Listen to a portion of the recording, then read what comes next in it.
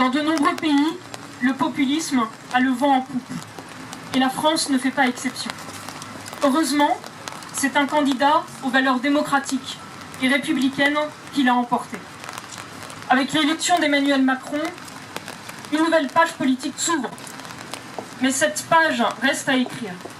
Et c'est pourquoi, si je suis soulagée, je suis aussi combative et vigilante. Tout reste à faire.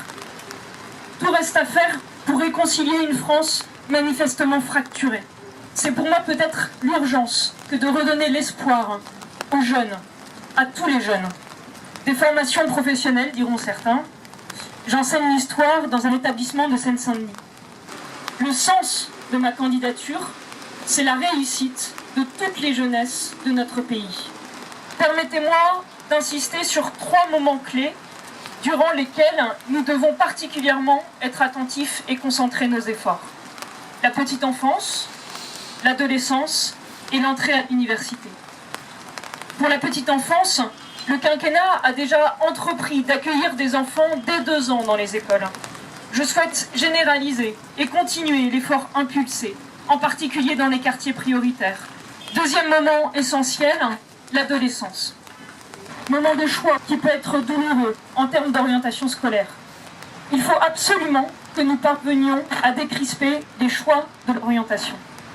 Pour cela, l'enseignement professionnel doit devenir un enseignement d'excellence.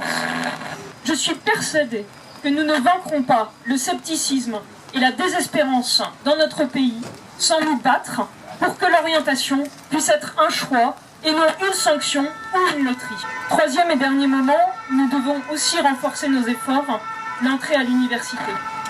Près de 75 000 étudiants par an sont dits décrocheurs dès la fin de la première année. Je soutiendrai la mise en place de lieux de travail en commun, de lieux de socialisation. Et pour le permettre concrètement, à l'intérieur des métropoles, je rendrai possible la polyvalence d'usage pour un même lieu. Le sens de ma candidature, c'est aussi de construire des ponts entre les territoires d'abord.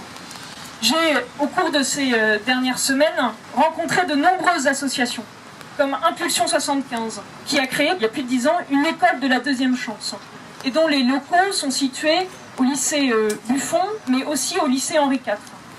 Ou encore le galeriste Valois, dans le 6e arrondissement, qui accueille des classes de Seine-Saint-Denis dans sa galerie pour faire découvrir l'art contemporain.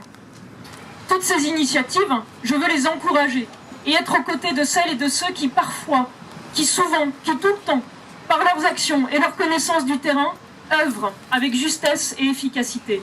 La mixité sociale dans notre pays est difficile à obtenir. Je l'observe chaque jour dans mes classes. J'y suis très attachée et je défendrai à l'Assemblée nationale cette très belle loi, la loi Allure, qui a porté sous le quinquennat à 25% le nombre de logements sociaux par commune. Je propose une réforme de la carte scolaire dans laquelle chaque sectorisation devra comprendre une zone défavorisée, même si les territoires ne sont pas limitrophes. Permettre à des collégiens d'un quartier prioritaire de venir étudier dans un collège de centre-ville, voilà une réponse concrète et efficace pour lutter contre une France fracturée.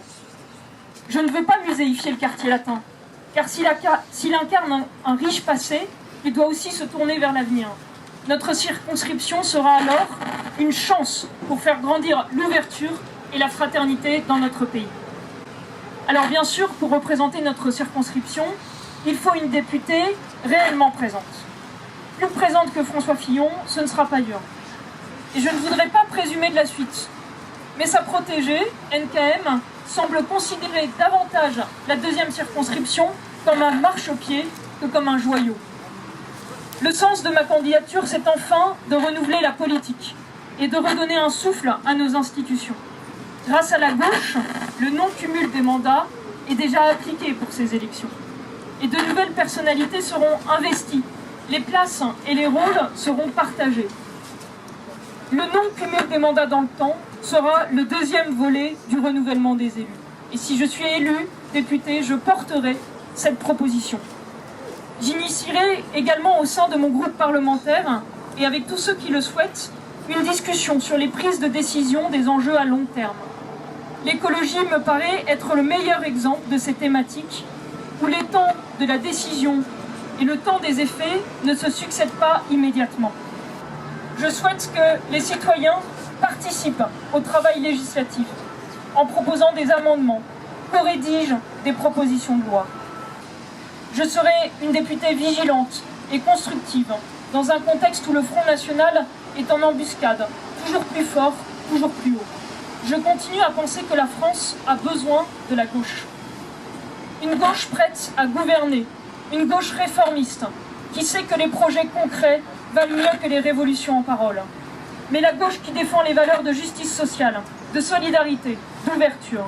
Celle qui pense que l'ordre social n'est pas fixé une fois pour toutes, mais que par l'éducation, par le travail, on peut conquérir la maîtrise de son environnement et de son destin.